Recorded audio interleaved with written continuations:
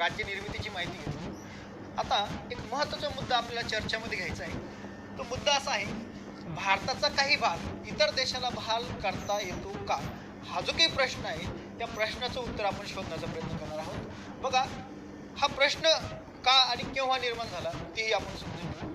बघा, याची पार्श्वभूमी अशी आहे, भारत व पाकिस्तानची जी काही फाळणी झाली त्या फाळणीच्या वेळेस एक बॉर्डर कमिशन नियुक्त करण्यात आलं होतं रॅडक्लिफ यांच्या अध्यक्षतेखाली 1947ला.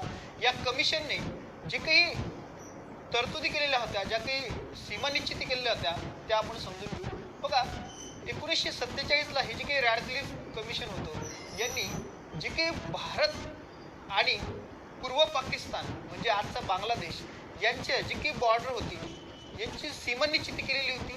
या ठिकाणी जी काही रेड कलरनं जी काही दाखवलेली लाईन असेल ही रॅडक्लिफ लाईन असेल. बघा, रॅडक्लिफ यांना जो काही सीमा निश्चितीसाठी जी काही वेळ मिळाला होता हा वेळ अत्यंत कमी होता.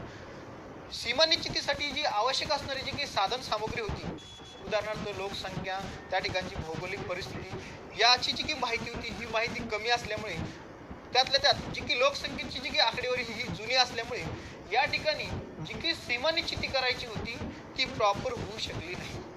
याचबरोबर वेळ कमी असल्यामुळे शेवटच्या कंडिशनमध्ये त्यांनी आपल्या ऑफिसमध्ये बसूनच जी काही बाँड्री आहे ती बाँड्री आखणी केलेली आहे. कागदावरच त्यांनी ही बाँड्री आखणी केलेली आहे.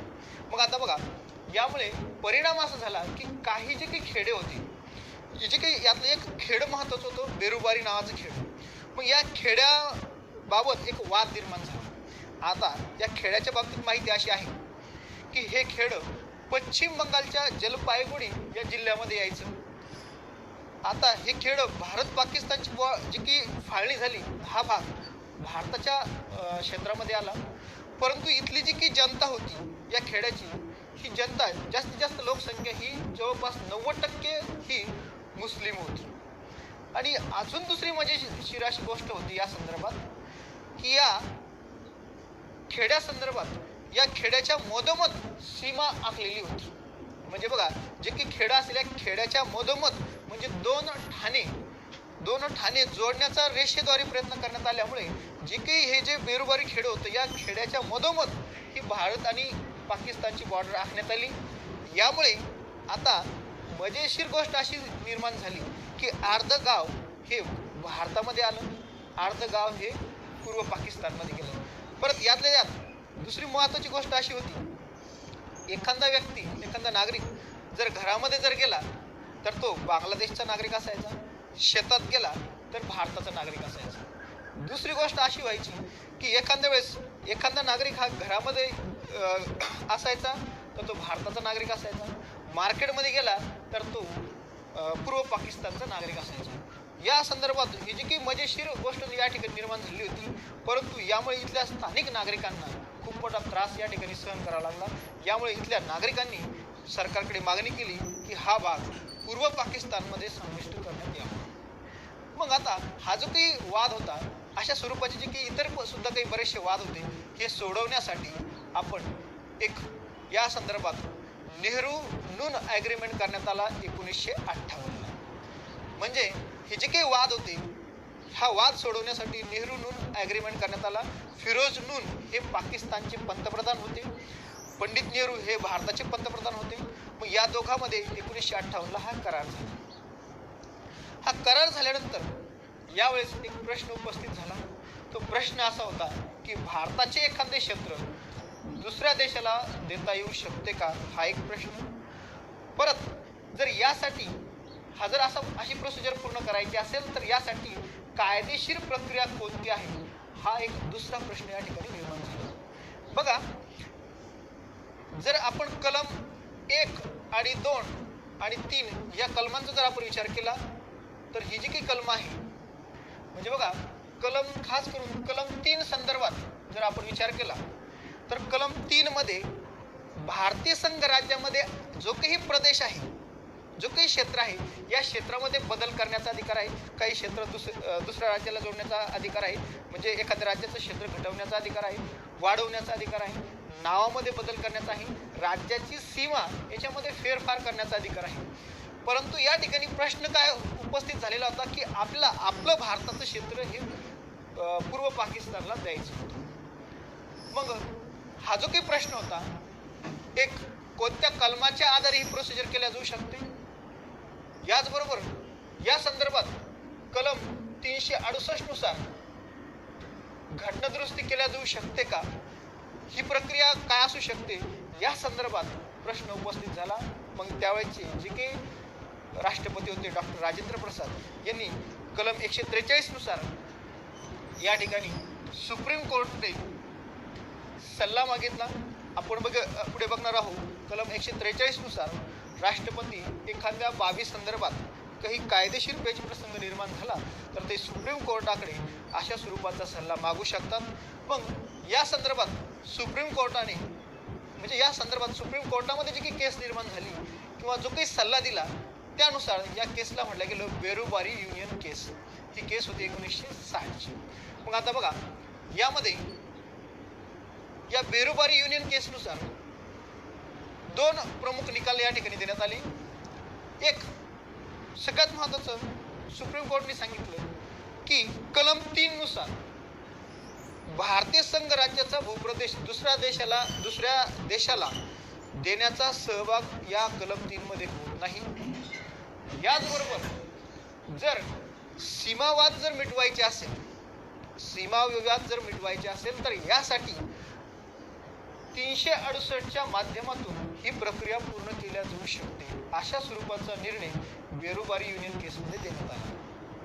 मग आता बघा, मग हा निकाल दिल्यानंतर जी काही अंमलबजावणी होती, इम्प्लिमेशन होतं, यासाठी आपण बेरुबारी जे काही खेळ होतं त्याचा वाद मिटण्यासाठी आपण पुढे चालून 9वी घटनादुरुस्ती केली 1960ला. आणि त्यानुसार हा खटला काय आलाय, हा वाद काय त्या तात्पुरत्या स्वरूपाचा मिटलेला आहे. परंतु यानंतर बऱ्याचशा केसेस आल्या. यातली एक महत्त्वाची केस होती 1969ला. सुप्रीम कोर्टाने या संदर्भात एक निकाल दिला की एखादं भारतीय राज्याचं जे काही क्षेत्र आहे हे जर दुसऱ्या देशाला जर द्यायचं असेल किंवा जे काही सीमाविवाद असतात, हे सीमाविवाद जर मिटवायचे असेल तर हे सीमाविवाद मिटवण्यासाठी आपण यासाठी घटनादुरुस्तीची आवश्यकता नसेल. म्हणजेच या संदर्भात घटनादुरुस्ती करण्याची आवश्यकता नसेल. हे म्हणजे जे काही सीमाविवाद मिटवण्याचं जे काही कार्य आहे हे कार्यकारी कृतीद्वारे, जे काही कार्यकारी मंडळ असेल हे आपल्या कार्यकारी कृतीद्वारे अशा स्वरूपाची ही प्रोसिजर पूर्ण करू शकतात. परंतु यामध्ये भारताचं एखादं क्षेत्र पूर्णपणे दुसऱ्याला देऊन टाकण्याचा किंवा दुसऱ्या देशाला देऊन टाकण्याचा समावेश होत नसतो, असं मत 1969ला सुप्रीम कोर्टाने या ठिकाणी नोंदवलेलं आहे. मग आता बघा, इथून पुढे जर सीमाविवाद वगैरे असेल तर हे सोडवण्यासाठी आपल्याला घटनादुरुस्तीची आवश्यकता नसेल. परंतु जे काही 1971ला 72ला जे काही भारत आणि पूर्व पाकिस्तान पूर्व पाकिस्तानचा जो काही प्रश्न निर्माण झाला बांगलादेशाचा आजचा, मग पुढे चालून बांगलादेश स्वतंत्र झाला आणि आपण भारत आणि बांगलादेश यांचे मैत्रीचे जे काही संबंध हे वाढायला सुरुवात झाली. आपण सीमाविवाद जो होता तो सोडवण्याचा प्रयत्न करायला सुरुवात केली आणि पुढे चालून यामध्ये बऱ्याचशा चर्चा झाल्या, बऱ्याचशा फेऱ्या झाल्या आणि यातून आपण काही आपला प्रदेश आणि बांगलादेशाचा जो काही प्रदेश हा यामध्ये आपण देवाणघेवाण केली. मग यासाठी आपण पुढे चालून एक घटनादुरुस्ती केली. ती घटनादुरुस्ती होती 100वी घटनादुरुस्ती 2015. आता ही 2015ला जी काही घटनादुरुस्ती झालेली आहे ही घटनादुरुस्ती या ठिकाणी हे जे काही वर्ष असेल हे करेक्शन करून घ्या. हे वर्ष असेल 2015. ही घटनादुरुस्ती भारत बांगलादेश सीमाविवाद यांच्या संदर्भात झालेली आहे. यामध्ये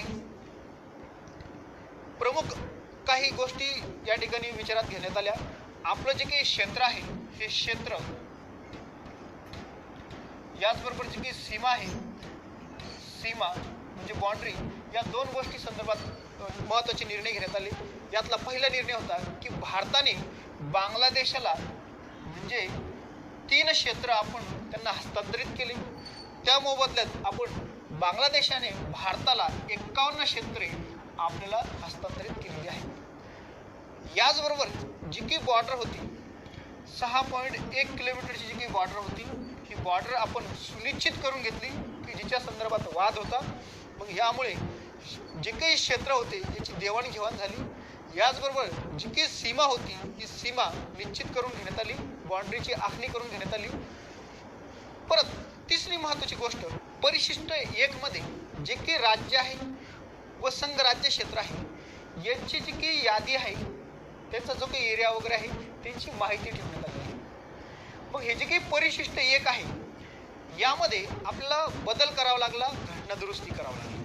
मग बदल यामुळे करावा लागला की आसाम, पश्चिम बंगाल, मेघालय आणि त्रिपुरा हे जे काही 4 राज्य होते, या 4 राज्याचं जे काही क्षेत्र होतं आता त्या क्षेत्रामध्ये बदल झालेला आहे. काही ठिकाणी घट झालेली, काही ठिकाणी वाढ झालेली. मग त्याचं मेन्शन, त्याची नोंद आपण परिशिष्ट क्रमांक 1 मध्ये टाकलेली आणि त्यानुसार यासाठी आपल्याला घटना दुरुस्तीची आवश्यकता पडलेली. मग त्यासाठी आपण 100वी घटना दुरुस्ती केली 2015ला आणि त्यानुसार हा वाद मिटवण्याचा प्रयत्न केलेला आहे. याचबरोबर दुसरे आपले 2 वाद सुद्धा मिटलेले आहे. एक, भारताचं एखादं क्षेत्र हे दुसऱ्या देशाला देता येऊ शकतं का? दुसरा प्रश्न असा होता की यासाठी प्रक्रिया कोणती असेल? या दोन्ही गोष्टींची उत्तरं तुम्हाला मिळालेली आहे. हा झाला आपला भाग 1 कलम 1 ते 4 या संदर्भातले जी काही तरतुदी असतील त्या. पुढचा जो काही आपल्याला भाग बघायचा आहे भाग 2 नागरिकत्वाशी संबंधित असेल. 5 ते 11 ही कलम असेल, जे काही नागरिकत्व मिळवण्याचे मार्ग असतील, नागरिक नेमके कोणाला म्हणायचं या संदर्भातली माहिती ही आपण पुढच्या लेक्चरला बघणार आहोत. धन्यवाद.